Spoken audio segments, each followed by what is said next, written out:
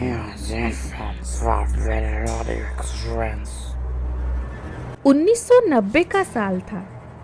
ओडिशा के पूरब में एक सुदूर इलाकों में बसा था एक छोटा सा गांव माधवपुर।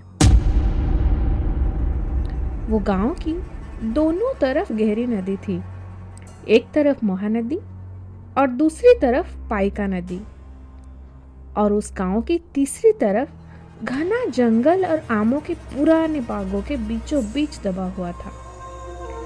दिन में ये गांव सामान्य लगता था, लेकिन रात होते ही माधवपुर किसी और ही दुनिया का हिस्सा बन जाता था।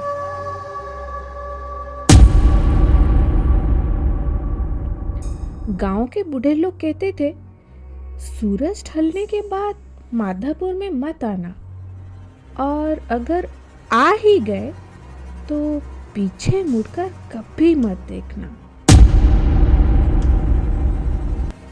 फौजी बीएसएफ जवान रवि माधवपुर में पैदा हुआ था, लेकिन अब वो बीएसएफ में जवान था। बहुत दूर कश्मीर में पोस्टेड था। उम्र लगभग 30 साल। वो दिखने में दुरुस्त, गंभीर और मानसिक स्तर पे बहुत साहसी था। 3 साल से उसने गांव नहीं देखा था। माँ की याद आई, घर की मिट्टी की खुशबू याद आ गई। गर्मियों की छुट्टियां मिली। उसने सोचा, आज ही निकलता हूँ, रात हो जाए तो क्या, मैं फौजी हूँ भाई। उसे ये पता नहीं था कि उस रात माधवपुर उसे पहचान लेगा।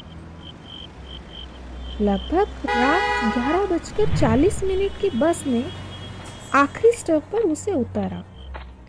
चारों तरफ अंधेरा, ना कोई दुकान, ना कोई आदमी।